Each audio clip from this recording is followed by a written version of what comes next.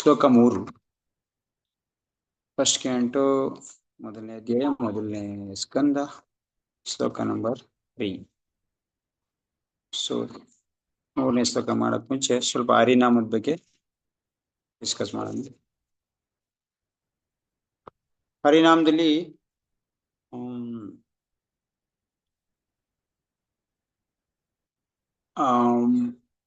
ನಿನ್ನೆ ಮಾಡಿದ್ದಂತ ಹರಿನಾಮ ಬ್ರಹ್ಮಾಂಡ ಪುರಾಣದಲ್ಲಿ ಭಗವಂತಂದು ನಾಮ ಕೃಷ್ಣ ನಾಮನೇ ಸರ್ವಶ್ರೇಷ್ಠ ಅಂತ ಆಯ್ತು.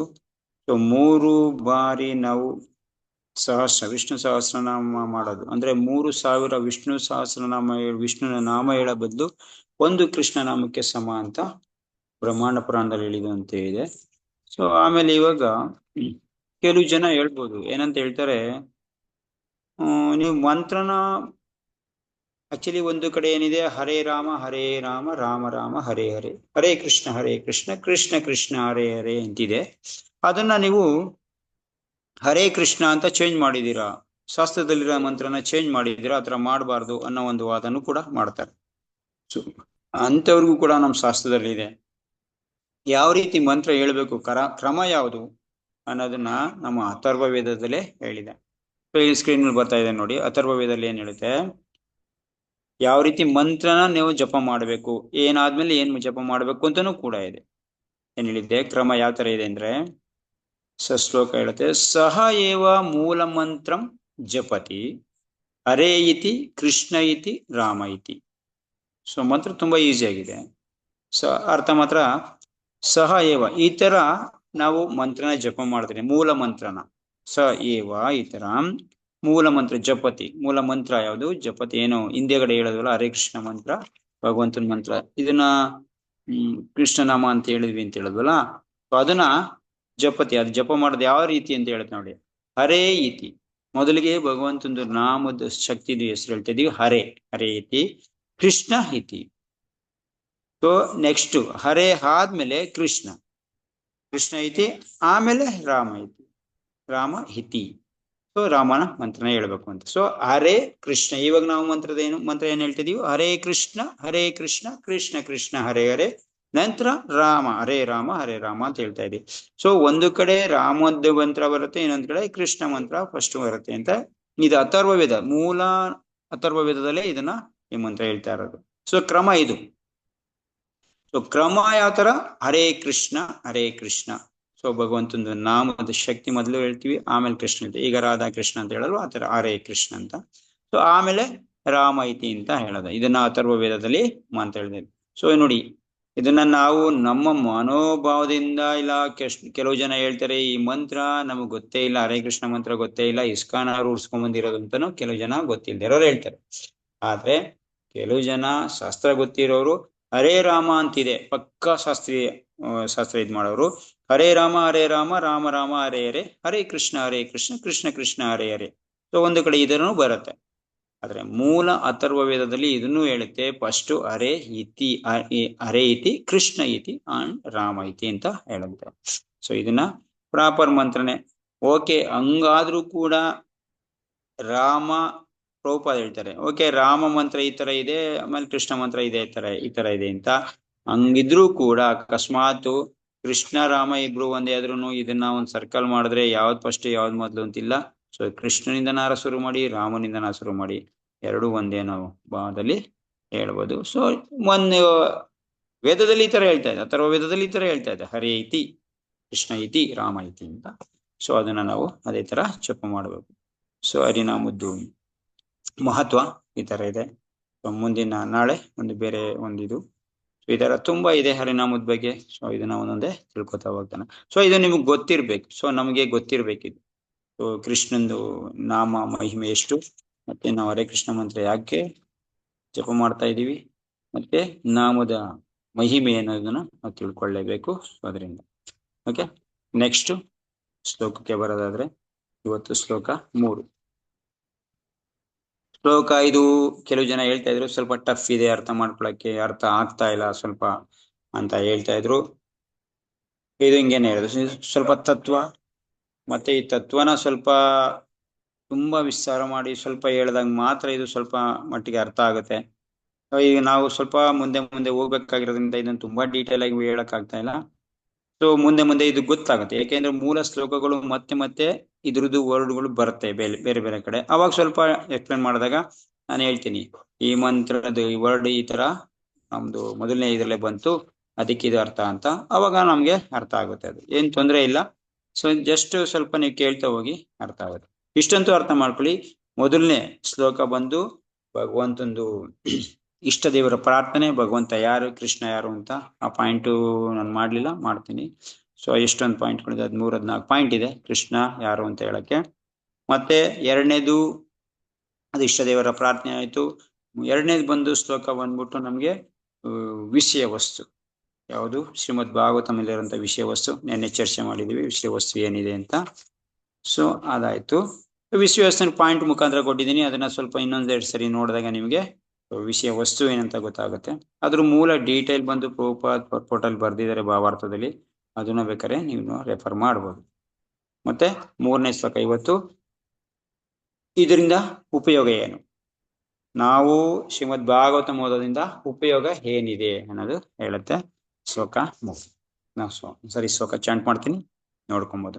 ಸೊ ಸ್ಕ್ರೀನ್ ಮೇಲೆ ಬರ್ತಾ ಇದೆ ಶ್ಲೋಕ, ನೀವು ಅದನ್ನ ಬೇಕಾದ್ರೆ ಚಾಂಟ್ ಮಾಡ್ಕೊಬೋದು.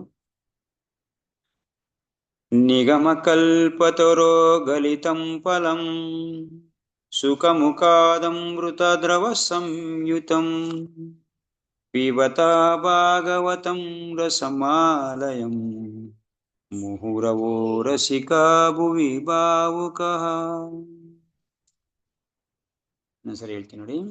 ನಿಗಮ ಕಲ್ಪತರೋ ಗಲಿತಂ ಫಲಂ ಸುಖಮುಖಾದಮೃತ ದ್ರವ ಸಂಯುತಂ ಪಿಬತ ಭಾಗವತಂ ರಸಮಾಲಯಂ ಮುಹುರವೋ ರಸಿಕಾ ಭುವಿ ಭಾವುಕಃ.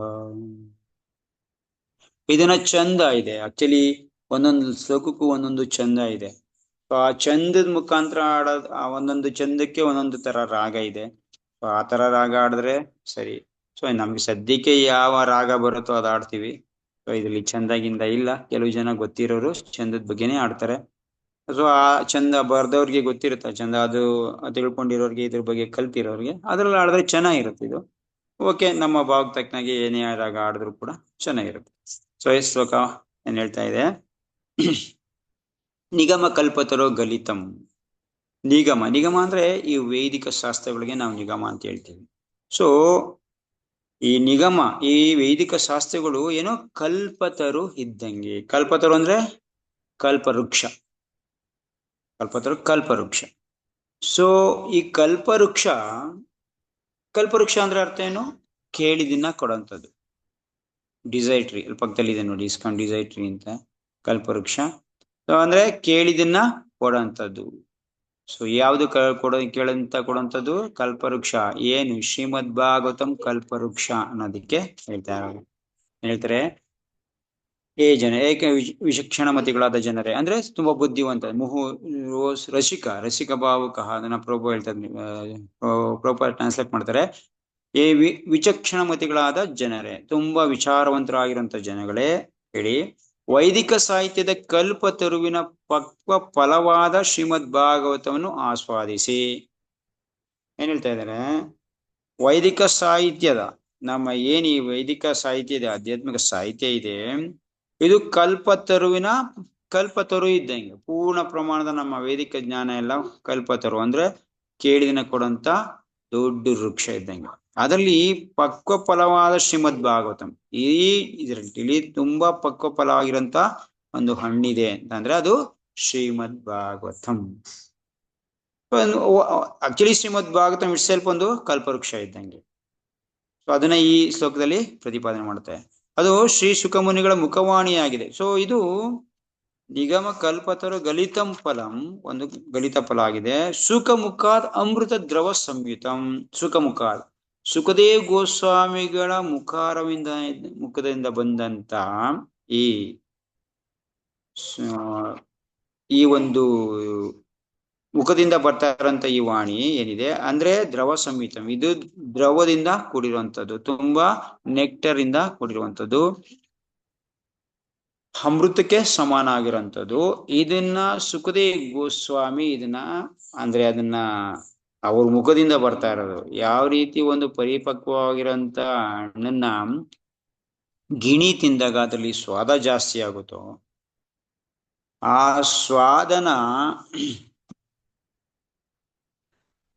ಸ್ವಾದನ ಯಾರು ಗಿಣಿ ಕಚ್ಚಿ ಬಿಟ್ಟಂತ ಹಣ್ಣು ಏನಿದೆ ತುಂಬಾ ರುಚಿಕರವಾಗಿರುತ್ತೆ, ಅದನ್ನ ತಿನ್ಬೇಕು. ನಿಜವಾಗಿ ಹಣ್ಣನ್ನ ನಾವು ಸೇವನೆ ಮಾಡ್ಬೇಕು ಅಂದಾಗ. ಸೊ ಅಂಥದ್ದು ಶ್ರೀಮದ್ ಭಾಗವತಂ ಆಗಿರುವಂಥದ್ದು ಈ ಸುಖದೇವ್ ಗೋಸ್ವಾಮಿ, ಈ ನಿರೂಪದಲ್ಲಿ ಸುಖದೇವ್ ಗೋಸ್ವಾಮಿ ಈ ಭಾಗವತಂನ ಹೇಳಿರೋದ್ರಿಂದ ಮತ್ತೆ ಇನ್ನ ರುಚಿಕರವಾಗಿದೆ. ಆಲ್ರೆಡಿ ಗಲಿತಂಪದಂ, ತುಂಬಾ ಗಲಿತ ಅಂದ್ರೆ ಪೂರ್ಣವಾಗಿ ಹಣ್ಣಾಗಿರೋಂಥದ್ದು. ಯಾವಾಗ ನಾವು ಒಂದು ಹಣ್ಣದು ಟೇಸ್ಟ್ ನೋಡ್ಬೇಕಂದ್ರೆ ಅದು ಮರದಲ್ಲಿ ಪೂರ್ಣ ಪ್ರಮಾಣದಲ್ಲಿ ಹಣ್ಣಾದಾಗ ಅದ್ರದ್ದು ಟೇಸ್ಟ್ ಜಾಸ್ತಿ ಅಲ್ವ. ಸೊ ಅದೇ ತರ ಇದು ಪೂರ್ಣ ಮರದಲ್ಲಿ ಹಣ್ಣಾಗಿದೆ, ಮತ್ತೆ ಇದಕ್ಕೆ ಮೇಲಾಗಿ ಗಿಣಿ ಇದನ್ನ ಕಚ್ಚಿರ ಅಂದ್ರೆ ಸುಖದೇವ್ ಗೋಸ್ವಾಮಿ ಮುಖದಿಂದ ಬರ್ತಾರಂತ. ಅಂದ್ರೆ ಸುಖದೇವ್ ಗೋಸ್ವಾಮಿ ಪೂರ್ಣ ಪ್ರಜ್ಞೆಯಿಂದ ಇದನ್ನ ಹೇಳಿರಂಥದ್ದು ಮತ್ತೆ ತಿರ್ಗಾ ಆಸ್ವಾದನೆ ನಮ್ಗೆ ಕೊಡುತ್ತೆ ಇದೆ ಭಾಗವತಂ ಅಂತ.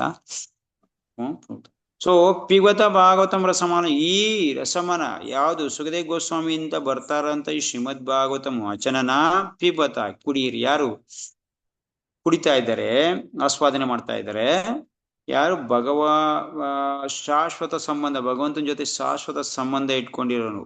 ಭಾಗವತಂ ರಸಮಾಲಯಂ, ಈ ಭಾಗವತ ಅನ್ನೋ ರಸನ ಏನ್ ಮಾಡ್ತಾ ಇದ್ದಾರೆ ಅವರು ಕುಡಿತಾ ಇದ್ದಾರೆ. ಯಾರು ಮುಹುರೋಹೋ ರಸಿಕ ಬಹುಭಾವುಕ, ಸ್ವಾದ ಮಾಡ್ತಾ ಯಾರು ರಸಿಕ ಭಾವುಕ. ರಸಿಕ ಅಂತಂದ್ರೆ ರಸನ ಆಸ್ವಾದನೆ ಮಾಡಂತ ಜನಗಳು ರಸಿಕರು. ಅಂದ್ರೆ ಪೂರ್ಣ ಜ್ಞಾನದಲ್ಲಿ ಈ ಭಾಗವತಂನ ತಿಳ್ಕೊಂತ ಇರೋಂಥವ್ರೆ ರಸಿಕ ಜನ.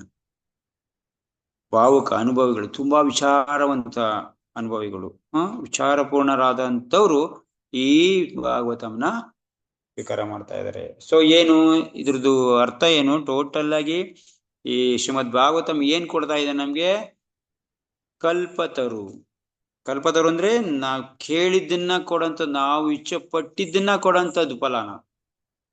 ಅಂದ್ರೆ ಇದರಲ್ಲಿ ವಿಷಯ ಇದರಿಂದ ಓದೋದ್ರಿಂದ ನಮ್ಗೆ ಏನ್ ಆದಾಯ ಸಿಗ್ತದೆ, ಏನು ನಮ್ಗೆ ಇದರಿಂದ ಬೆನಿಫಿಟ್ ಸಿಗ್ತಾ ಇದೆ ಅಂದ್ರೆ, ಏನು ಆಸೆ ಇಟ್ಕೊಂಡು ಇದನ್ನ ಓದ್ತೀವೋ ಅದನ್ನ ಕೊಡುತ್ತೆ. ಸೊ ನಿಮ್ ಕೃಷ್ಣ ಬೇಕು ಅಂತ ಏನಾರ ಇದನ್ನ ನೀವು ಆಸ್ವಾದನೆ ಮಾಡಿದ್ರೆ ಕೃಷ್ಣ ಸಿಗ್ತಾನೆ. ನಿಮ್ಗೆ ಅಕಸ್ಮಾತ್ ಭೌತಿಕ ಇಚ್ಛೆಗಳನ್ನ ಇಟ್ಕೊಂಡು ಮಾಡಿದ್ರು ಕೂಡ ಭೌತಿಕ ಇಚ್ಛೆನೂ ಪೂರ್ಣವಾಗ್ತವೆ, ಸ್ವಯಂ ಲಾಸ್ಟ್ಗೆ ಕೃಷ್ಣನ ಸಿಗ್ತಾನೆ. ಶ್ರೀಮದ್ ಭಾಗವತಂದು ಒಂದೇ ಬೆನಿಫಿಟ್ ಏನು? ನಮ್ಗೆ ಕೃಷ್ಣ ಪ್ರೇಮನ ಕೊಡಂತದ್ದು ಇದು. ಬೇರೆ ಯಾವುದೇ ಇದರಿಂದ ಕೂಡ ಮಾಡಿದ್ರು ಕೂಡ ಇದು ಕೃಷ್ಣ ಪ್ರೇಮ ಲಾಸ್ಟಿಗೆ ಸಿಗುತ್ತೆ. ಆದ್ರೂ ಕೂಡ ಒಂದೊಂದು ಫಲಶ್ರುತಿ ಇದೆ, ಒಂದೊಂದು ಅಧ್ಯಾಯದ್ದು ಒಂದೊಂದು ಶ್ಲೋಕದ್ದು ಕೂಡ ಕೆಲವೊಂದು ಫಲಶ್ರುತಿ ಇದೆ. ಅದನ್ನ ಓದೋದ್ರಿಂದ, ಅದನ್ನ ಕೇಳೋದ್ರಿಂದ ಇನ್ನೊಂದು ಗೌಣ ಅಂದ್ರೆ ಸೆಕೆಂಡರಿ ಫಲನೂ ಕೂಡ ನಮ್ಗೆ ಬರುತ್ತೆ. ಒಬ್ಬ ವ್ಯಕ್ತಿ ಸೆಕೆಂಡರಿ ಫಲ, ಇಂದ್ರಿಯ ತೃಪ್ತಿಗೋಸ್ಕರ ಮದುವೆ ಆದ್ರೆ ಸೆಕೆಂಡರಿ ಫಲವಾಗಿ ಮಗು ಹುಟ್ಟುತ್ತೆ ಅಲ್ವಾ? ಸೊ ಇದನ್ನ ಕೇಳಲೇಬೇಕಾಗಿಲ್ಲ, ಇದನ್ನ ಮಾಡ್ಲೇಬೇಕಾಗಿಲ್ಲ. ಅದೇ ರೀತಿ ನಾವು ಭಗವಂತನ ಪ್ರೇಮಕ್ಕೋಸ್ಕರನಾರ ಓದಿದ್ರು ಕೂಡ ಶ್ರೀಮದ್ ಭಾಗವತಂನ ಗೌಣ ಫಲ, ಈ ಭೌತಿಕ ವಿಚಾರಕ್ಕೆ ಸಂಬಂಧಪಟ್ಟಂತ ಫಲಗಳು ಕೂಡ ಬಂದೇ ಬರ್ತವೆ, ಅದನ್ನು ಕೂಡ ಆಸ್ವಾದನೆ ಮಾಡ್ಬೋದು. ಸೊ ಇದ್ರಲ್ಲಿ ಬರಲ್ಲ ಅಂತಾನೆ ಇಲ್ಲ. ಸೊ ಅದರಲ್ಲಿ ಸೆಕೆಂಡರಿ ಒಂದೇ ಬರುತ್ತೆ. ಯಾವಾಗ ನಾವು ಭಗವಂತನ ಭಕ್ತಿ ಮಾಡಕ್ ಶುರು ಮಾಡ್ತೀವೋ, ಭಕ್ತಿ ಮಕ್ಕಳಾಗಿರಂತ ಇಬ್ರು ಜ್ಞಾನ ಮತ್ತೆ ವೈರಾಗ್ಯ ಆಟೋಮೆಟಿಕ್ ನಮ್ ಜೊತೆ ಬರುತ್ತೆ ಭಕ್ತಿ ಮಾಡಿದವನು. ಸೊ ಅದೇ ತರ ಶ್ರೀಮದ್ ಭಾಗವತಂನ ನಾವು ಭಗವಂತನ ತೃಪ್ತಿಗೋಸ್ಕರ ಓದಿದ್ರು, ಮತ್ತೆ ಈ ಭೌತಿಕ ಪ್ರಪಂಚದಿಂದ ಮುಕ್ತರಾಗಕ್ಕೆ ಓದಿದ್ರು ಕೂಡ, ಕೃಷ್ಣ ಪ್ರೇಮಕ್ಕೆ ಓದಿದ್ರು ಕೂಡ, ಅಧ್ಯಯನ ಮಾಡಿದ್ರು ಕೂಡ ಗೌಣವಾಗಿರಂತ ಫಲಗಳು ಏನೇನ್ ಬರುತ್ತೋ ಅದೆಲ್ಲ ಇದ್ರ ಹಿಂದೆ ಬರುತ್ತೆ. ನಮ್ಮನ್ನ ಹುಡ್ಕೊಂಡು ಬರುತ್ತೆ. ಇದು ಯಾವುದಕ್ಕೂ ಬೇರೆ ಯಾವುದಕ್ಕೂ ಶ್ರಮ ಪಡ್ಲೇಬೇಕಾಗಿಲ್ಲ. ಸೊ ಇದಕ್ಕೆ ಅನೇಕ ಉದಾಹರಣೆಗಳಿದೆ. ಸೊ ರಸಿಕ ಭೂಭಾವಕ, ರಸನ ಆಸ್ವಾದನೆ ಮಾಡಂಥವ್ರು ಎಲ್ಲ ರಸನ ಆಸ್ವಾದನೆ ಮಾಡ್ತಾರೆ, ಎಲ್ಲ ಪ್ರತಿಯೊಂದು ರಸನೂ ಕೂಡ ಆಸ್ವಾದನೆ ಮಾಡ್ತಾರೆ ಭಗವಂತನಿಗೆ ಸಂಬಂಧಪಟ್ಟಂಗೆ. ಸೊ ಈ ಶ್ಲೋಕದಲ್ಲಿ ಅಂದ್ರೆ ಅರ್ಥ ಟೋಟಲ್ ಆಗಿ ಇದ್ರದ್ದು ಏನು ಬೆನಿಫಿಟ್ ನಮ್ಗೆ ಕೇಳಿದ್ದನ್ನ ಕೊಡಂಥದ್ದು, ನಮ್ಮ ನಿಜವಾಗಿ ನಮಗೆ ಏನ್ ಬೇಕು ಅದನ್ನ ಕೊಡಂಥದ್ದು. ಶ್ರೀಮದ್ ಭಾಗವತ. ಇದ್ರದ್ದು ಆದಾಯ ಒಂದೇ ವರ್ಡಲ್ಲಿ ಹೇಳ್ಬಿಟ್ಟಿದ್ದಾರೆ. ಏನಿದು? ಕಲ್ಪತರು. ಕಲ್ಪತರು ಅಂದ್ರೆ ಕೇಳಿದನ್ನ ಡಿಸೈರ್ಟ್ರಿ, ಕೇಳಿದನ್ನ ಕೊಡಂಥದ್ದು.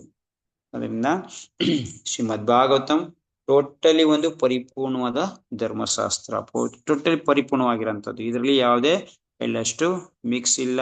ನಮ್ಗೆ ಏನ್ ಬೇಕು, ಜೀವಿಗೆ ಏನ್ ಬೇಕು ಅದು ಕೊಡುತ್ತೆ. ದೇಹದ ಅಪೇಕ್ಷೆಯಿಂದ ಇಟ್ಕೋತಾ ಇದ್ರ ಅದು ಕೊಡುತ್ತೆ. ಎಷ್ಟೊಂದು ಚಾಪ್ಟರ್ ಬರುತ್ತೆ ನಿಮ್ಗೆ, ಮುಂದೆ ಮುಂದೆ ಗೊತ್ತಾಗುತ್ತೆ. ನೀವು ಅವಾಗ ಕೇಳಬಾರ್ದು, ಏನ್ ಶ್ರೀಮದ್ ಭಾಗವತಂ ಪೂರ್ಣ ಪ್ರಮಾಣದಲ್ಲಿ ನಿಮ್ಗೆ ಈ ದೃಕ್ಫಲ ಒಂದೇ ಒಂದು ದಾರಿ ತೋರಿಸುತ್ತೆ ಅಂತ ಹೇಳಿದ್ರಿ ಭಗವಂತನ ಕಡೆ. ಹೌದು, ಮತ್ತೆ ಇಲ್ಲಿ ನೋಡಿದ್ರೆ ನೀವು ಇದು ಕೂಡ ತೋರಿಸ್ತಾ ಐತೆ ನಮ್ಗೆ. ಒಬ್ಬ ಅಪೇಕ್ಷೆ ಇಟ್ಕೊಂಡು, ಭೌತಿಕ ಅಪೇಕ್ಷೆ ಇಟ್ಕೊಂಡು ಇದನ್ನ ಮಾಡ್ತಾ ಇದ್ದಾನೆ. ಮತ್ತೆ ಮಕ್ಕಳು ಬೇಕು ಅಂತ ಇದನ್ನ ಅದಿತಿ ಮಾಡ್ತಾರೆ. ಅದಿತಿ ನನಗೆ ಪುಂಸವನ ವ್ರತ ಮಾಡ್ತಾಳೆ. ಏನಕ್ಕೆ ಅಂತಂದ್ರೆ ನನಗೊಬ್ಬ ಮಗ ಬೇಕು, ಮತ್ತೆ ತಿರ್ಗಾ ನನ್ನ ಮಕ್ಕಳು ರಾಜ್ಯ ಪಡೆಯೋ ತರ ಒಬ್ಬ ವ್ಯಕ್ತಿ ಬೇಕು ಅಂತ ಆಸೆ ಇಟ್ಕೊಂಡು ಮಾಡ್ತಾರೆ. ಆವಾಗ ಸ್ವಯಂ ಭಗವಂತನೇ ಮಗನಾಗಿ ಬರ್ತಾನೆ, ವಾಮನ ದೇವಾಗಿ ಭಗವಂತನೇ ಬರ್ತಾನೆ. ಸೊ ಅಂದ್ರೆ ಅರ್ಥ ಏನು? ನನಗೆ ಒಂದು ಮಗು ಬೇಕು, ನನ್ನ ರಾಜ್ಯನ ಪಡೆಯಬೇಕು ಅಂತ ತಾನೆ ಅರ್ಥ ಬಂದಿದ್ದು. ಅಂದ್ರೆ ಇದಕ್ಕೋಸ್ಕರ ಮಾಡಿದ್ರು. ಕರೆಕ್ಟ್. ಇಲ್ಲಿ ಗೌಣ ಫಲವಾಗಿ ಮಗು ಆದ, ಆದ್ರೆ ಮಗು ಯಾರು? ಸ್ವಯಂ ಭಗವಂತನೇ ಆದ. ಮುಖ್ಯ ಫಲ ಏನಿದ್ರಿಂದ? ಕೃಷ್ಣ ಪ್ರೇಮ. ಸೊ ಕೃಷ್ಣ ಪ್ರೇಮನು ಸಿಕ್ತು, ಜೊತೆಗೆ ಈ ಭೌತಿಕ ಆಸೆ, ಭೌತಿಕ ಇದನ್ನು ಕೂಡ. ಸೊ ಯಾಕಂದ್ರೆ ತನ್ನ ಮಕ್ಳಿಗೋಸ್ಕರ ರಾಜ್ಯ ಪಡಿಬೇಕು ಅಂತ ಅನ್ನೋದು, ಇಂದ್ರನ ಪದವಿ ಆಗ್ಲಿ ಯಾವುದೇ ಪದವಿ ಆಗ್ಲಿ, ಅದನ್ನ ಪಡಿಬೇಕು ಅನ್ನೋದು ಅದು ಭೌತಿಕ ವಿಚಾರ. ಅದನ್ನ ಇಟ್ಕೊಂಡು ಮಾಡಿದ್ರು ಅಂತ ಬರುತ್ತೆ. ಹೌದು, ಅದನ್ನ ಇಟ್ಕೊಂಡು ಮಾಡಿದ್ರು ಕೂಡ ಕೊನೆಗೆ ಕೃಷ್ಣ ಪ್ರೇಮನೇ ಸಿಕ್ತು, ಭಗವಂತನೇ ಸ್ವಯಂ ಮಗನಾಗಿ ಬಂದ. ಇನ್ನೇನ್ ಬೇಕು? ಅದರಿಂದ ಶ್ರೀಮದ್ ಭಾಗವತಂ ಗೌಣ ಫಲನುಗಳು ತಂದು ಕೊಡುತ್ತೆ. ಸೊ ಎಲ್ಲಾ ತರ ರಸನ ಇದು ಆಸ್ವಾದನೆ ಮಾಡೋ ತರ ಮಾಡುತ್ತೆ. ಅದಕ್ಕೆ ಇದು ಕಲ್ಪತರು, ಕೇಳಿದ್ದ ಕೊಡಂಥದ್ದು. ಸೊ ಒಬ್ಬ ವ್ಯಕ್ತಿಗೆ ಪ್ರತಿಯೊಂದು ಕೂಡ ಇದನ್ನ ಓದೋದ್ರಿಂದ, ಇದನ್ನ ವಾಚನ ಮಾಡೋದ್ರಿಂದ, ಕೇಳೋದ್ರಿಂದ ಬರುತ್ತೆ. ಕಲ್ಪತರುವಾಗಿರುವಂತ ಶ್ರೀಮದ್ ಭಾಗವತಂ. ಇದು ಶ್ರೀಮದ್ ಭಾಗವತಂದು ಕೂಡ ಮಹತ್ವನ ಕೂಡ ಸ್ಪಷ್ಟವಾಗಿ ಹೇಳುತ್ತೆ ಈ ಶ್ಲೋಕ. ಸೊ ಇದನ್ನ ಪ್ರಭುಪಾದ ತುಂಬಾ ಎಕ್ಸ್ಪ್ಲೇನ್ ಮಾಡ್ತಾರೆ ಭಾವಾರ್ಥದಲ್ಲಿ. ಏನು ರಸಿಕ, ಏನು ರಸನ ಎಕ್ಸ್ಪ್ಲೇನ್ ಮಾಡ್ತಾರೆ. ಸೊ ಅದೇನಂತ ನೋಡೋಣ. ನೆಕ್ಸ್ಟ್ ಭಾವಾರ್ಥ, ಪ್ರಭುಪಾದ ಭಾವಾರ್ಥಕ್ಕೂ ಅಂದ್ರೆ, ಶ್ರೀಮದ್ ಭಾಗವತು ಮಹೋನ್ನತ ಸಾಹಿತ್ಯವಷ್ಟೇ ಅಲ್ಲ. ಇದು ಒಂದು ಶ್ರೀಮದ್ ಭಾಗವತ ಬಂದು ಮಹೋನ್ನತವಾಗಿರುವಂತ ಸಾಹಿತ್ಯ ಅಲ್ವೇ, ಅದೊಂದು. ಮತ್ತೆ ಅದು ಸಕಲ ವೇದ ಸಾಹಿತ್ಯಗಳ ಪಕ್ವ ಫಲ ಎಂದು ಈ ಶ್ಲೋಕದಲ್ಲಿ ಹೇಳಾಗಿದೆ. ಎಲ್ಲಾ ವೇದಗಳನ್ನ ನಾವು ಒಂದ್ ಕಡೆ ಸಂಕಲನ ಮಾಡಿದ್ರೆ ಪಕ್ವ ಫಲ ಆಗಿರೋಂಥದ್ದೇ ಶ್ರೀಮದ್ ಭಾಗವತಂ ಅಂತನ ಹೇಳ್ತಾರೆ. ಪರಿಪಕ್ವ ಫಲ. ಇದರಲ್ಲಿ ನೋಡಿ, ಇದನ್ನ ತಗೊಂಡ್ಮೇಲೆ ನಾವು ಇದನ್ನ ಹಣ್ಣು ಮಾಡ್ಬೇಕು, ಇನ್ನೊಂದು ಅದನ್ನ ಪ್ರೊಸೆಸ್ ಮಾಡ್ಬೇಕು, ಇಲ್ಲ. ಡೈರೆಕ್ಟ್ ಇದನ್ನ ಏನೋ ಡೈರೆಕ್ಟ್ ಆಗಿ ಇದು ರೆಡಿ ಟು ಈಟ್ ಅಂತ ಹೇಳ್ತೀವಲ್ಲ, ಆಲ್ರೆಡಿ ಎಲ್ಲಾದು ರೆಡಿ ಇದೆ, ಬರೀ ತಿನ್ನೋದಷ್ಟೇ ಕೆಲಸ ಅಂತೀವಲ್ಲ, ಆ ತರ ಪೂರ್ಣ ಪರಿಪಕ್ವ ಫಲ ಏನು ಶ್ರೀಮದ್ ಭಾಗವತ. ಬೇರೆ ಮಾತಲ್ಲಿ ಹೇಳೋದಾದ್ರೆ ಏನು ಗೊತ್ತಾ, ಇದು ವೇದ ಸಾಹಿತ್ಯದ ತಿರುಳು. ಪ್ರಭುಪಾದ ಹೇಳಿದ್ರು, ಏನು ವೇದ ಸಾಹಿತ್ಯದ ತಿರುಳು. ಸೊ ಎಲ್ಲಾ ವೇದ ಸಾಹಿತ್ಯ ಇದೆಯಲ್ಲ, ಇದು ಸಾರ ರೂಪದಲ್ಲಿ ಏನಾರ ತಗೊಂಡ್ರೆ ನಾವು ತಿರುಳಾಗಿರಂತದ್ದೇ ಶ್ರೀಮದ್ ಭಾಗವತಂ. ಏನು ಹಾಲಿನ ಸಾರ ಸ್ವರೂಪ ಏನು? 1 ಲೀಟರ್ ಹಾಲಿಂದು ಸಾರ ಸ್ವರೂಪ 1 ಸ್ಪೂನು ತುಪ್ಪ ಅಲ್ವಾ? ಸೊ 1 ಲೀಟರ್ನ ಹಾಲು ಮೊಸರು ಮಾಡಿ ಅದರಿಂದ ಬೆಣ್ಣೆ ತೆಗೆದು ಮತ್ತೆ ಅದನ್ನ ತುಪ್ಪ ಮಾಡಿದ್ರೆ ನಮ್ಗೆ 1, 2, 3 ಸ್ಪೂನ್ ತುಪ್ಪ ಬರ್ಬೋದು 1 ಲೀಟರಿಂದ ಅಲ್ವಾ? ಸೊ ಈ ಹಾಲೊಂದು ಸ್ವರೂಪ ತಿರುಳೇನು? ತುಪ್ಪ. ಅದೇ ತರ ನಮ್ಮ ವೇದ ಸಾಹಿತ್ಯಗಳ ತಿರುಳು, ವೇದ ಸಾಹಿತ್ಯಗಳನ್ನು ಓದಿ ಲಾಸ್ಟ್ ತಿಳ್ಕೋಬೇಕಾಗಿರೋದೇನೆಂದ್ರೆ ಶ್ರೀಮದ್ ಭಾಗವತಂ. ಸೊ ಅದರಿಂದ ಪರಿಪಕ್ವ ಫಲ ಅಂತ ಹೇಳ್ಬೋದು. ಸೊ ಪ್ರಭುಪಾದ ಸ್ಪಷ್ಟ ಮಾಡ್ತಾರೆ. ಶ್ರೀಮದ್ ಭಾಗವತವನ್ನು ಶಾಂತವಾಗೂ ವಿನುತ. ಓಕೆ, ಈ ತಿರುಳನ್ನ ಪಡಿಬೇಕಾದ್ರೆ ನಮ್ಗೆ ಏನಿರ್ಬೇಕು? ಈ ಶ್ರೀಮದ್ ಭಾಗವತಮಲ್ಲಿರುವಂತ ಪರಿಪಕ್ವ ಫಲನ ನಾವು ಆಸ್ವಾದನೆ ಮಾಡ್ಬೇಕಂದ್ರೆ ನಮ್ಗೆ ಏನಿರ್ಬೇಕು ಅಂತ ಪ್ರಭುಪಾದ ಹೇಳ್ತಾರೆ. ಶ್ರೀಮದ್ ಭಾಗವತವನ್ನು ಶಾಂತ ಮತ್ತು ವಿನೀತ ಭಾವದಿಂದ ಕಿವಿಗೊಟ್ಟು ಶ್ರವಣ ಮಾಡುವುದು ಅತ್ಯವಶ್ಯಕ. ಸೊ ಇದನ್ನ ವಿನೂತ ಭಾವ, ಶಾಂತ ರೀತಿ ಇರ್ಬೇಕು, ಇದಕ್ಕೆ ವಿನೀತ ಭಾವ ಇರ್ಬೇಕು. ಸೊ ಅವಾಗ ಯಾರ ಹತ್ರ ಶ್ರವಣ ಮಾಡ್ಬೇಕು? ಒಬ್ಬ ಬೋಧನೆ ಮಾಡಂತ ಒಬ್ಬ ಗುರು ಶಿಷ್ಯ ಪರಂಪರೆಯಲ್ಲಿ ಬಂದಂತ ಒಬ್ಬ ವ್ಯಕ್ತಿ ಮುಖಾಂತರ ಈ ಸಂದೇಶನ ಅತ್ಯಂತ ಲಕ್ಷ್ಯ ಕೊಟ್ಟು ಗೌರವಾಧಾರಗಳಿಂದ ಸ್ವೀಕರಿಸಬೇಕು. ಸೊ ಗೌರವ ಮತ್ತೆ ಆದರ ಭಾವದಿಂದ ಇದನ್ನ ಸ್ವೀಕಾರ ಮಾಡಿದ್ರೆ ಇದ್ರದ್ದು ಫಲ ಪೂರ್ಣ ಪ್ರಮಾಣದಲ್ಲಿ ನಾವು ಪಡಿಬಹುದು. ಶ್ರೀಮದ್ ಭಾಗವತಂ ಫಲ ಅಂತ ಪ್ರಭುಪಾದರು ಇದನ್ನು ಸ್ಪಷ್ಟ ಮಾಡ್ತಾರೆ. ನೆಕ್ಸ್ಟ್ ದೇವತಂ ಪರಮ ಪುರುಷನ ಎಲ್ಲಾ ಆಧ್ಯಾತ್ಮಿಕ ರಸಗಳ ಆಗರ. ಇಲ್ಲಿ ಮುಹುರವು ರಸಿಕ ಭೂವಿಭಾವಕ ಅಂತ ಹೇಳ್ತಾರಲ್ಲ, ಭೂವಿಭಾವಕ ಅಂತ ರಸಮಾಲಯಂ. ಇದು ಪಿಬದ ಭಾಗವತಂ ರಸಮಾಲಯಂ ಅಂತ, ಇದು ಎಲ್ಲಾ ರಸಗಳಿಂದ ಕೂಡಿರಂಥದ್ದು.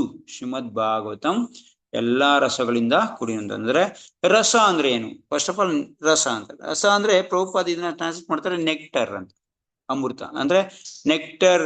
ಕೆಲವೊಂದು ವರ್ಡ್ಗಳಿಗೆ, ಸಂಸ್ಕೃತ ವರ್ಡ್ಗಳಿಗೆ ಇಂಗ್ಲಿಷ್ ಅಲ್ಲಿ ಮತ್ತೆ ಬೇರೆ ಬೇರೆ ಭಾಷೆಯಲ್ಲಿ ಎಲ್ಲಾ ಭಾಷೆಯಲ್ಲೂ ಅದನ್ನ ಟ್ರಾನ್ಸ್ಲೇಟ್ ಮಾಡಕ್ಕಾಗಲ್ಲ. ಸಂಸ್ಕೃತ ವರ್ಡ್ ಅಷ್ಟೊಂದು ಅರ್ಥಗರ್ಭಿತವಾಗಿರುತ್ತೆ. ಈಗ ಈ ರಸ, ಈ ಭಾಗವತ ರಸಮಾಲಯ ಈ ರಸನ ಪ್ರಭುಪಾದ ಮಾಡಿರೋದು ನೆಕ್ಟರ್ ಅಂತ ಮಾಡಿದ್ರು. ಅಂದ್ರೆ ನೆಕ್ಟರ್ ಅಂದ್ರೆ ಅಮೃತ ಅಂತ ಹೇಳ್ತೀವಿ.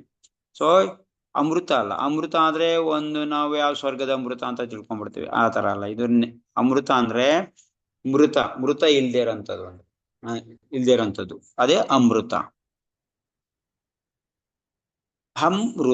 ಮೃತ ಅಂದ್ರೆ ಈ ದೇಹ ಬಿಡೋದು, ಸಾಯೋದು ಅಂತ ಹೇಳ್ತೀವಿ.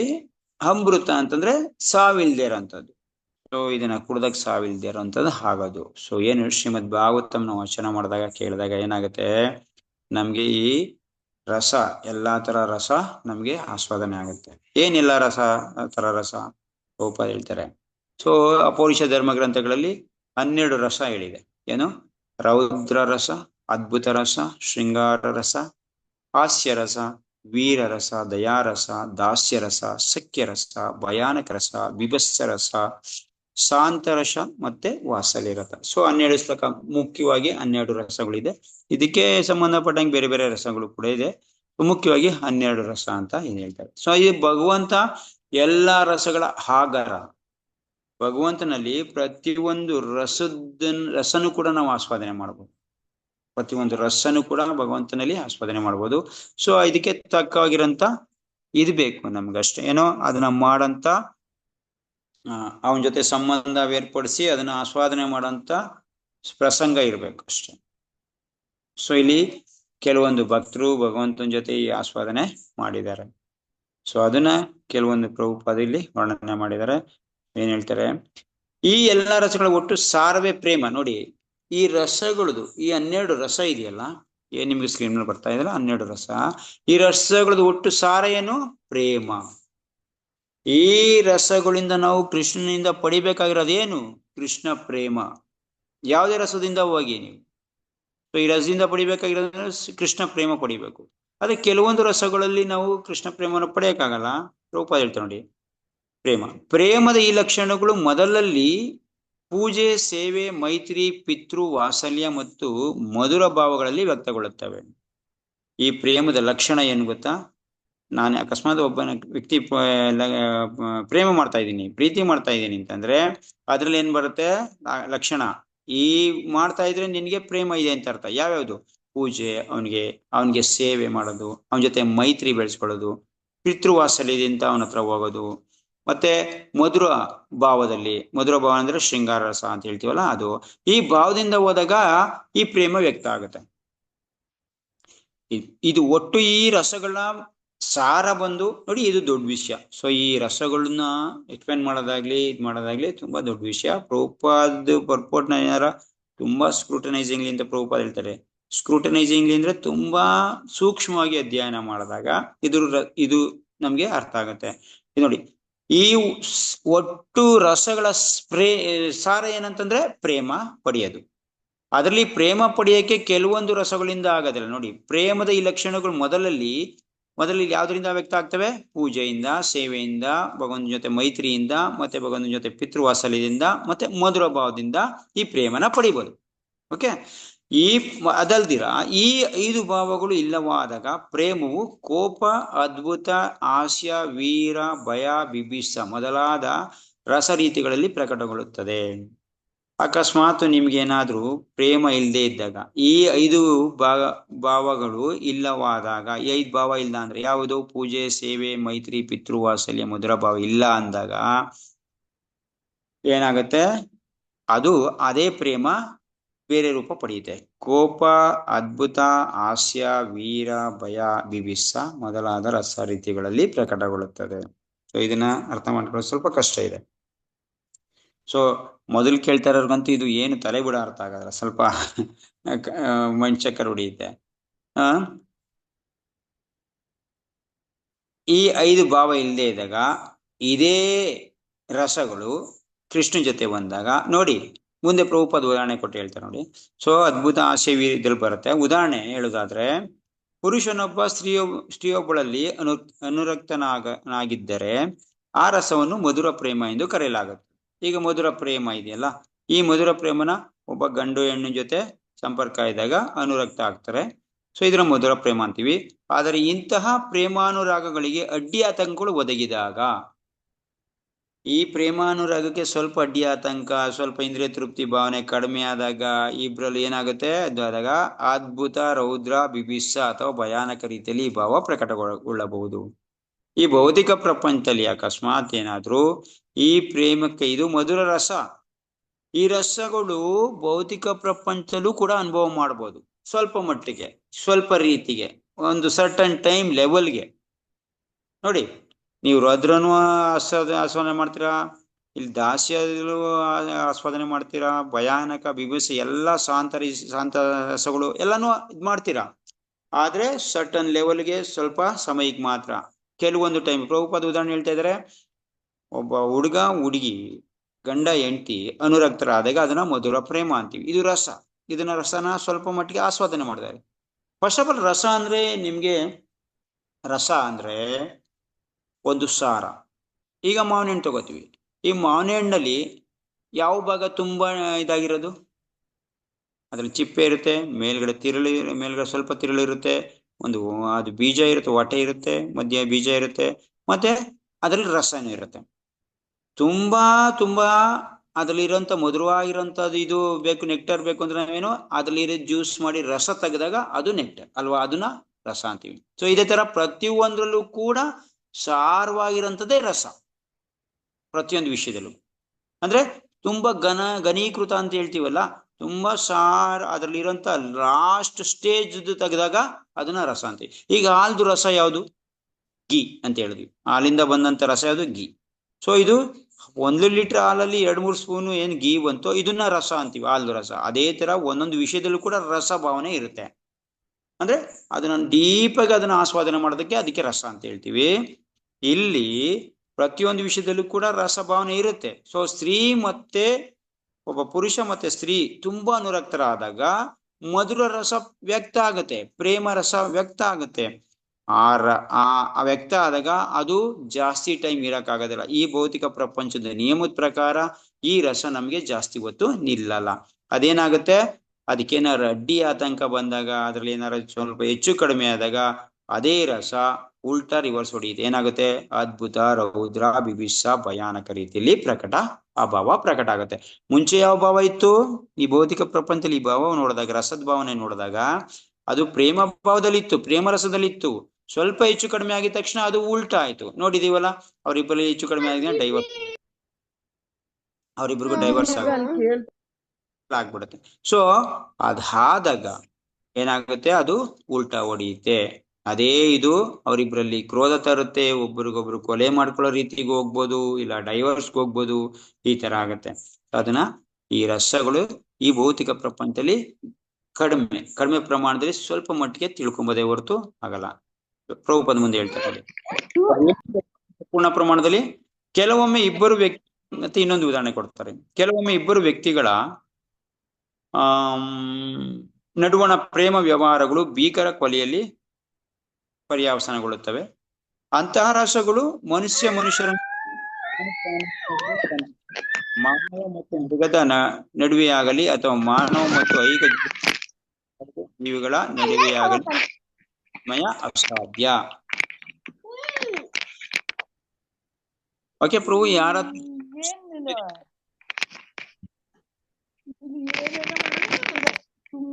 ಅವ್ರನ್ನ ಮ್ಯೂಟ್ ಮಾಡಿ ಪ್ರಭು.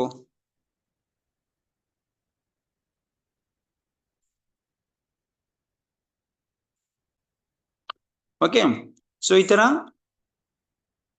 ಇಲ್ಲಿ ನೋಡಿ, ರಸ ವಿನಿಮಯ ಯಾವಾಗ ಆಗುತ್ತೆ? ಮನುಷ್ಯರ ನಡುವೆ, ಪ್ರಾಣಿಗಳ ನಡುವೆ. ಸೊ ಇದು ರಸ ವಿನಿಮಯ ಆಗುತ್ತೆ. ಅಥವಾ ಇಲ್ಲಿ ರಸ ವಿನಿಮಯ ಅನ್ನೋದು ಮೃಗಗಳ ನಡುವೆ ಮನುಷ್ಯರ ನಡುವೆ ಆಗೋದಿಲ್ಲ. ಈ ರಸ ವಿನಿಮಯ ಅಸಾಧ್ಯ. ರಸ ವಿನಿಮಯವಾಗುತ್ತೆ ಅದರದ್ದೇ ಅದು ಮನುಷ್ಯರ ನಡುವೆ ಆಗ್ಬೋದು, ಇಲ್ಲ ಪ್ರಾಣಿಗಳ ನಡುವೆ ರಸ ಆಗ್ಬೋದು. ಆದ್ರೆ ಇಲ್ಲಿ ಈ ಆಧ್ಯಾತ್ಮಿಕ ವಿನಿಮಯ ಅಥವಾ ರಸ ವಿನಿಮಯವನ್ನು ಜೀವಿಗಳು ಮತ್ತು ದೇವತ ಪರಮಪುರುಷನಾದ ಭಗವಂತನ ನಡುವೆ ಆಧ್ಯಾತ್ಮಿಕ ಅಸ್ತಿತ್ವದಲ್ಲಿ ಕಾಣಬಹುದು. ಇದು ಪೂರ್ಣ ಪ್ರಮಾಣದಲ್ಲಿ ಈ ರಸ ವಿನಿಮಯ ಸೊ ಭಗವಂತನ ಭಕ್ತರ ನಡುವೆ ನಾವು ಕಾಣ್ಬೋದು. ಸೊ ಭಗವಂತನ ಜೊತೆ ಮಾತ್ರ ಇದನ್ನ ಪೂರ್ಣ ಪ್ರಮಾಣದಲ್ಲಿ ಈ ರಸನ ಆಸ್ವಾದನೆ ಮಾಡಬಹುದೇ ಹೊರತು ಈ ಭೌತಿಕ ಕ್ರಿಯೆಗಳಲ್ಲಿ ಈ ರಸ ಆಸ್ವಾದನೆ ಮಾಡೋದು ಸ್ವಲ್ಪ ಕಷ್ಟ ಅಲ್ಲ, ಪೂರ್ಣ ಪ್ರಮಾಣದಲ್ಲಿ ಕಷ್ಟ. ಸೊ ಪೂರ್ಣ ಪ್ರಮಾಣದಲ್ಲಿ ಆಗಲ್ಲ, ಸ್ವಲ್ಪ ಮಟ್ಟಿಗೆ ನಾವು ನೋಡ್ಬೋದು ಅಷ್ಟೇ ರಸ. ಸೊ ಪ್ರಭುಪಾದ ಈ ರಸದ ಬಗ್ಗೆ ಮತ್ತೆ ತಿರ್ಗಾ ಡೀಪ್ ಆಗಿ ಹೇಳ್ತಾರೆ ನೋಡಿ. ದೇವತಾ ಪರಮಪುರುಷನನ್ನು ಶ್ರುತಿ ಮಂತ್ರಗಳ ಸಕಲ ರಸಗಳ ಆದಿ ಮೂಲ ಎಂದು ವರ್ಣಿಸಲಾಗಿದೆ. ಶ್ರುತಿ ಮಂತ್ರದಲ್ಲಿ ಭಗವಂತ ಏನು ಎಲ್ಲಾ ರಸಗಳ ಮೂಲ ಅಂತ ಹೇಳ್ತಾರೆ.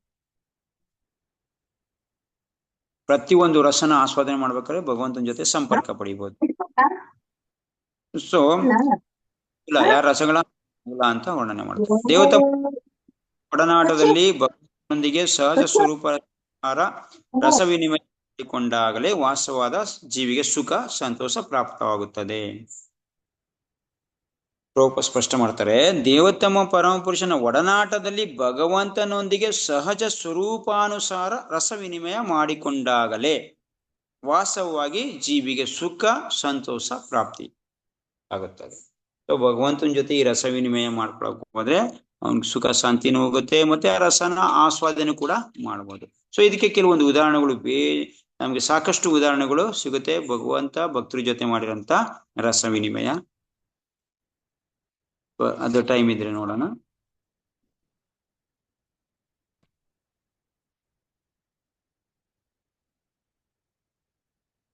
ನೆಕ್ಸ್ಟ್ ಹೇಳ್ತಾರೆ, ಶ್ರೀಮದ್ ಭಾಗವತವು ಸಕಲ ವೇದ ಜ್ಞಾನಗಳ ಪರಿಪಕ್ವ ಫಲ. ಆದ್ದರಿಂದ ಮುಕ್ತ ಸ್ಥಿತಿಯಲ್ಲೂ ಆಸ್ವಾದಿಸಬಹುದಾದ ಆಧ್ಯಾತ್ಮಿಕ ರಸವನ್ನು ಶ್ರೀಮದ್ ಭಾಗವತ ಸಾಹಿತ್ಯದಲ್ಲಿ ಅನುಭವಿಸಬಹುದೆಂದು ಈ ಶ್ಲೋಕದಲ್ಲಿ ಹೇಳಲಾಗಿದೆ. ನೋಡಿ, ಈ ಶ್ರೀಮದ್ ಭಾಗವತಂ ಎನ್ನುವುದು ಪರಿಪಕ್ವ ಫಲ. ಈ ಶ್ರೀಮದ್ ಭಾಗವತಂನಲ್ಲಿ ಪ್ರತಿಯೊಂದು ವಿಷಯನೂ ಕೂಡ ನಾವು ರಸವಾಸಾಧನೆ ಮಾಡ್ಬೋದು. ಯಾವುದು ಮುಖ್ಯ, ಮುಕ್ತ ಸ್ಥಿತಿಯಲ್ಲೂ ಕೂಡ ಒಬ್ಬ ವ್ಯಕ್ತಿ ಮುಕ್ತ ಸ್ಥಿತಿಗೆ ಹೋದಾಗ್ಲೂ ಕೂಡ ಭಕ್ತ ಅಂತ ಸ್ಥಿತಿಯಲ್ಲೂ ಕೂಡ ಶ್ರೀಮದ್ ಭಾಗವತದ ಸಾಹಿತ್ಯದಲ್ಲಿ ಅನುಭವಿಸಬಹುದೆಂದು ಈ ಶ್ಲೋಕದಲ್ಲಿ ಹೇಳಲಾಗಿದೆ. ಶ್ರೀಮದ್ ಭಾಗವತವನ್ನು ವಾಚನ ಮಾಡೋದ್ರಿಂದ ಪ್ರತಿಯೊಂದು ರಸನು ಕೂಡ ನಾವು ಆಸ್ವಾದನೆ ಮಾಡ್ಬೋದು ಭಗವಂತನ ಜೊತೆ. ಸೊ ಭಗವಂತನ ಜೊತೆ ಏನ್ ರಸಾಸ್ವಾದನೆ ಮಾಡ್ತೀವಿ ಅದು ಪರ್ಮನೆಂಟ್ ಆಗಿರುತ್ತೆ. ಭೌತಿಕ ಪ್ರಪಂಚದ ವಿಷಯ ಇಟ್ಕೊಂಡು ಭೌತಿಕ ಪ್ರಪಂಚದ ಜನದ ಜೊತೆ ನಾವೇನಾರ ರಸ ಆಸ್ವಾದನೆ ಮಾಡಕ್ ಹೋದ್ರೆ ಇಲ್ಲಿ ಹೇಳಿರಂತ ರಸಗಳನ್ನ ಅದು ಮೊದಲನೇ ಸ್ಟೇಜಲ್ಲೇ ಅದು ಏನೋ ನಮ್ಗೆ ರಸ ಆಸ್ವಾದನೆ ಪೂರ್ಣ ಪ್ರಮಾಣದಲ್ಲಿ ಫೇಲ್ ಆಗುತ್ತೆ. ಯಾಕೆಂತಂದ್ರೆ ಇಲ್ಲಿ ರಸ ಆಸ್ವಾದನೆ ಸ್ವಲ್ಪ ಮಟ್ಟಿಗೆ ಸರ್ಟನ್ ಲೆವೆಲ್ ಮಾತ್ರ ಸ್ವಲ್ಪ ಮಟ್ಟಿಗೆ ಮಾತ್ರ ಉಳ್ಕೊಳಕ್ ಸಾಧ್ಯ, ಪೂರ್ಣ ಪ್ರಮಾಣದಲ್ಲಿ ಇಲ್ಲ. ಓಕೆ, ಹೇಳ್ತಾರೆ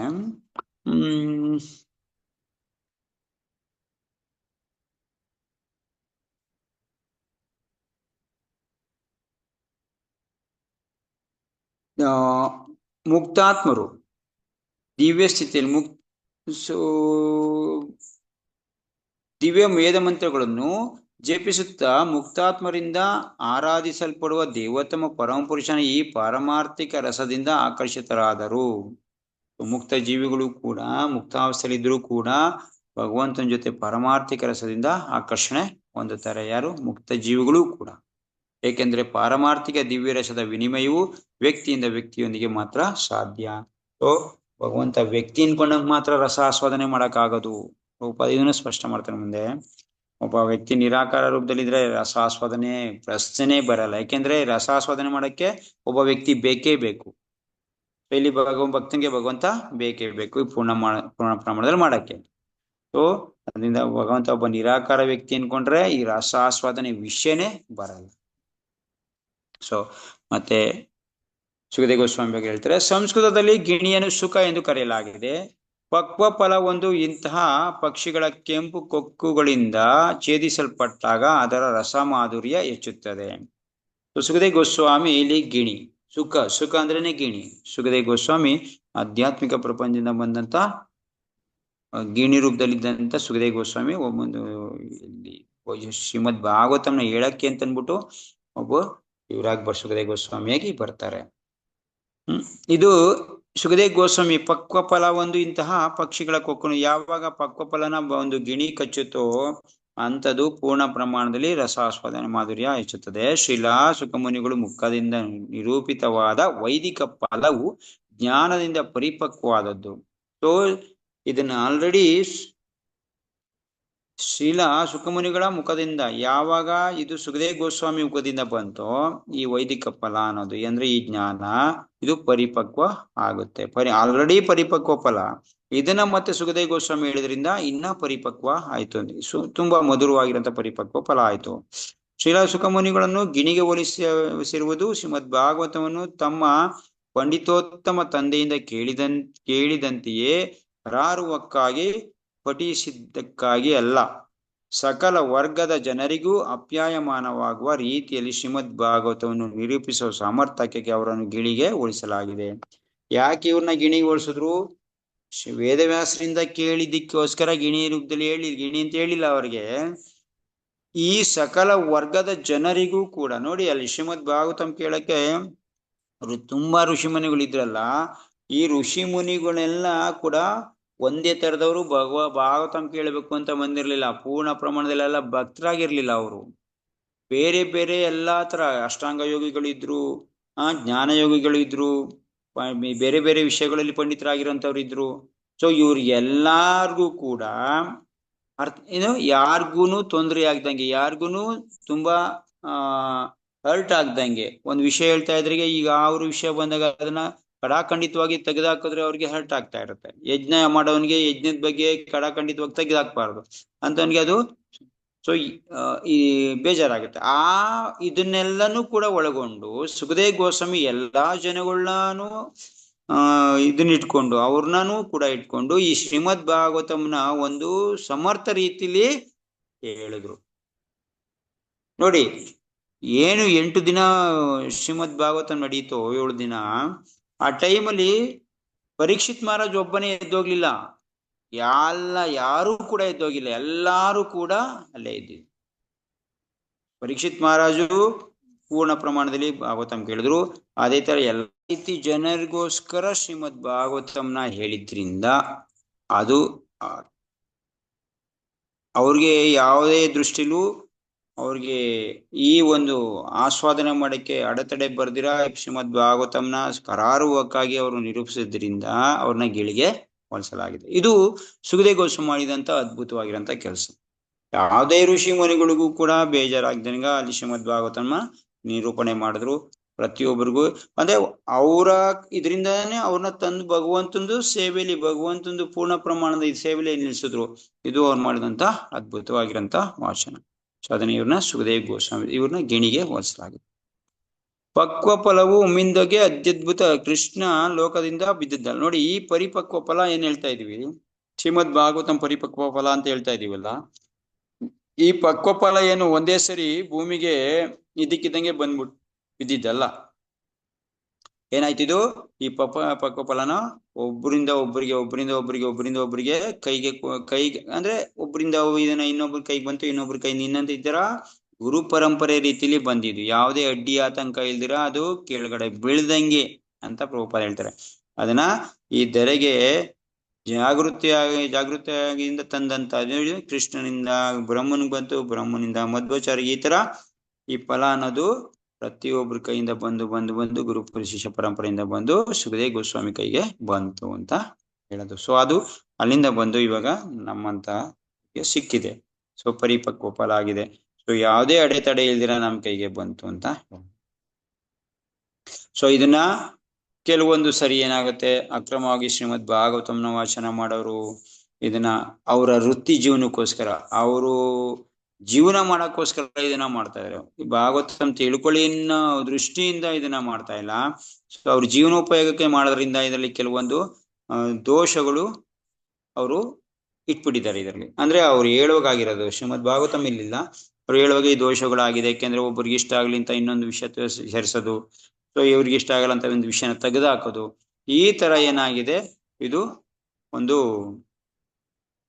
ವ್ಯಾಪಾರಿ ವೃತ್ತಿ ಜೀವನಕ್ಕೆ ಬಂದಾಗ ಇದರಲ್ಲಿ ಸ್ವಲ್ಪ ಕಲುಷಿತ ಆಗಿದೆ ಕೆಲವು ಇದರಲ್ಲಿ. ಆದ್ರೆ ಮುಖ್ಯವಾಗಿರೋಂಥ ಪ್ರವಚನಕಾರರು ಬಂದಾಗ ಶ್ರೀಮದ್ ಭಾಗವತವನ್ನ ಭಕ್ತಿ ದೃಷ್ಟಿಯಿಂದ ಇನ್ನೊಬ್ರಿಗೆ ತಿಳ್ಸಕ್ಕೋಸ್ಕರ ಹೇಳಿದ್ರಿಂದ ಇದು ಪೂರ್ಣ ಪರಿಪಕ್ವ ಫಲ ಆಗುತ್ತೆ ಹೊರತು ವೃತ್ತಿ ಜೀವನಕ್ಕೆ ಮಾಡೋದ್ರಿಂದ ಸ್ವಲ್ಪ ಕಲುಷಿತ ಆಗಿರೋದು ಉಂಟು. ಆದ್ರೂ ಕೂಡ ಇದು ಪರಿಪಕ್ವ ಒಂದು ಪರಿಪೂರ್ಣವಾದ ಧರ್ಮ ಗ್ರಂಥ. ಆದ್ದರಿಂದಲೇ ರಸಾಧ್ಯಯನ ಗಂಭೀರ ವಿದ್ಯಾರ್ಥಿಗಳು ಶ್ರೀಮದ್ ಭಾಗವತದ ಸಂದೇಶವನ್ನು ಶ್ರೀ ಶುಕಮುನಿಗಳ ಗುರು ಪರಂಪರೆಯಿಂದಲೇ ಸ್ವೀಕರಿಸಬೇಕು ಎಂದು ತೀರ್ಮಾನಕ್ಕೆ ಬರಬೇಕಾಗುತ್ತದೆ. ಫೈನಲ್ ಆಗಿ ಒಂದು ಹೇಳ್ತಾರೆ,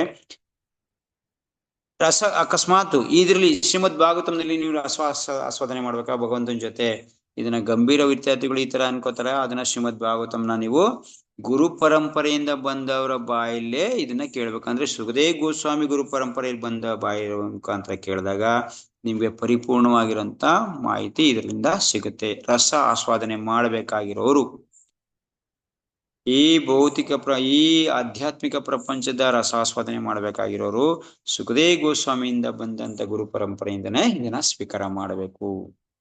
ಫೈನಲ್ ವರ್ಡ್ ಹೇಳ್ತಾರೆ. ನೆಕ್ಸ್ಟ್ ಹೇಳ್ತಾರೆ, ಶ್ರೀಮದ್ ಭಾಗವತವನ್ನು ಎಷ್ಟು ಜಾಗರೂಕತೆಯಿಂದ ನಿರೂಪಿಸಲಾಗಿದೆ ಎಂದರೆ ಪ್ರಾಮಾಣಿಕನು ತೀವ್ರ ಆಸಕ್ತಿ ಉಳ್ಳವನು ಆದ ವ್ಯಕ್ತಿಯು ವೇದಜ್ಞಾನದ ಈ ಪರಿಪಕ್ವ ಫಲವನ್ನು ಶ್ರೀ ಸುಖಮುನಿಗಳ ಅಥವಾ ಅವರ ನೈಜ ಪ್ರತಿನಿಧಿಯಿಂದ ಕೇವಲ ಅಮೃತ ರಸಪಾನ ಮಾಡುವ ಮೂಲಕ ಕೂಡಲೇ ಆಸ್ವಾದಿಸಬಹುದು.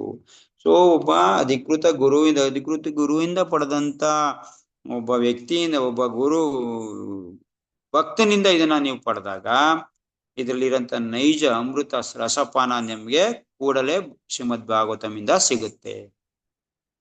ವೃತ್ತಿಪರ, ಸೊ ಇದನ್ನ ದುಡ್ಡುಗೋಸ್ಕರ ಮಾಡೋದ್ರಿಂದ ಮಾಡಿದ್ರೆ ಇದು ಅಷ್ಟು ರಸವತ್ತು ಆಗಿರಲ್ಲ.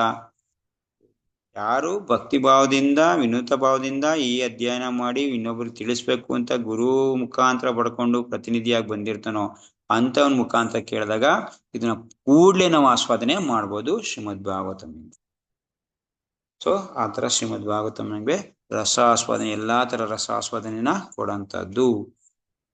ಸೊ ಟೋಟಲಿ ಅರ್ಥ ಏನು, ಶ್ರೀಮದ್ ಭಾಗವತಂ ವಿಷಯ ವಸ್ತು ಏನು, ನಮ್ಗೆ ಏನೆಲ್ಲ ಬೇಕು ನಮ್ಗೆ ಈ ಭೌತಿಕ ಪ್ರಪಂಚದಿಂದ ಬಿಡುಗಡೆಯಾಗಕ್ಕೆ ಮತ್ತೆ ಈ ಭೌತಿಕ ಪ್ರಪಂಚದಲ್ಲಿ ಸುಖವಾಗಿ ನೆಮ್ಮದಿಯಾಗಿ ಜೀವನ ಸಾಗಿಸಿ ಭಗವಂತನ ಧಾಮಕ್ಕೆ ಹೋಗಿ ಏನೆಲ್ಲ ಬೇಕು ಅದೆಲ್ಲ ಏನಿದೆ ಶ್ರೀಮದ್ ಭಾಗವತಂ ಅಲ್ಲಿ ಇದೆ. ಇದು ಶ್ರೀಮದ್ ಭಾಗವತಂದು ಪೂರ್ಣವಾಗಿರಂತ ನಮ್ಗೆ ಇದನ್ನ ವಾಚನ ಮಾಡೋದ್ರಿಂದ ಸಿಗಂತ ಬೆನಿಫಿಟ್, ಆದಾಯ ಇದರಿಂದ ಪಡ್ಕೊಳ್ಳಂತ. ಸೊ ಇದು ಯಾರಿಗ್ ಬೇಕು, ಈ ವಿಷಯ ಯಾರಿಗ್ ಬೇಕು, ಈ ಭೌತಿಕ ಪ್ರಪಂಚದಲ್ಲೂ ನೆಮ್ಮದಿಯಾಗಿರ್ಬೇಕು, ಆನಂದವಾಗಿರ್ಬೇಕು, ಸುಖವಾಗಿರ್ಬೇಕು. ಮತ್ತೆ ಇದನ್ನ ಇದೇ ಸುಖವಾಗಿದ್ದಿ ಲಾಸ್ಟ್ಗೆ ಇದ್ರದ್ದು ಪರಿಪಕ್ವ ಫಲ ಏನಿದ್ರದ್ದು ಭಗವಂತನ ಪ್ರೇಮ, ಭಗವಂತನ ಧಾಮ ಪಡೆಯಕ್ಕೆ ಯಾರಿಗೆ ಇಷ್ಟ ಇದೆಯೋ ಅಂತವ್ರು ಶ್ರೀಮದ್ ಭಾಗವತಂನ ವಾಚನ ಮಾಡ್ಬೇಕು. ಇದು ಶ್ರೀಮದ್ ಭಾಗವತಂ ಫೈನಲ್ ವರ್ಡ್. ಸೊ ಯಾರಿಗೆ ಇಷ್ಟ ಇದೆಯೋ ಶ್ರೀಮದ್ ಭಾಗವತಂನ ವಾಚನ ಮಾಡೋದು, ಇದು ಯಾರಿಗ್ ಬೇಕು ಅವ್ರಿಗೆ. ಇಲ್ಲ ನನ್ಗೆ ಬೇರೆ ಬೇರೆ ರಸಗಳು ಬೇಕು, ಸ್ವಲ್ಪ ಭೌತಿಕ ರಸ ಬೇಕು ಅಂದ್ರೆ ಮಾಡಿ. ಕೊನೆಗೆ ಪ್ರಭುಪಾದ ಏನ್ ಹೇಳ್ತಾ ಇದ್ರೆ ಆ ರಸ ಯಾವ್ದ್ರಲ್ಲಿ ಎಂಡ್ ಆಗುತ್ತೆ, ಬೀಭತ್ಸ, ರೌದ್ರ, ಈ ತರ ಒಂದು ಇದ್ರಲ್ಲಿ ಆಗುತ್ತೆ. ಸೊ ಬೇಡನವರು ನಮ್ಮ ಆಧ್ಯಾತ್ಮಿಕ ಪ್ರಪಂಚದ ರಸ ಬೇಕು, ಭಗವಂತನ ಜೊತೆ ಸಂಬಂಧಪಟ್ಟಂತ ರಸ ಬೇಕು ಅಂದಾಗ ಇಷ್ಟೊಂದು ವಿಷಯಗಳಲ್ಲಿ ಭಗವಂತ ಶ್ರೀಮದ್ ಭಾಗವತಂನ ವಾಚನ ಮಾಡ್ಬೇಕು. ಇದು final word. Okay, Hare Krishna. ಇಲ್ಲಿಗೆ ನಿಲ್ಸನ. ಸೊ ಈ ರಸಗಳ ಬಗ್ಗೆ ಸ್ವಲ್ಪ ಅಧ್ಯಯನ ಮಾಡ್ಬೇಕಿನ್ನ ಮುಂದೆ ಗೊತ್ತಾಗುತ್ತೆ ಒಂದೊಂದೇ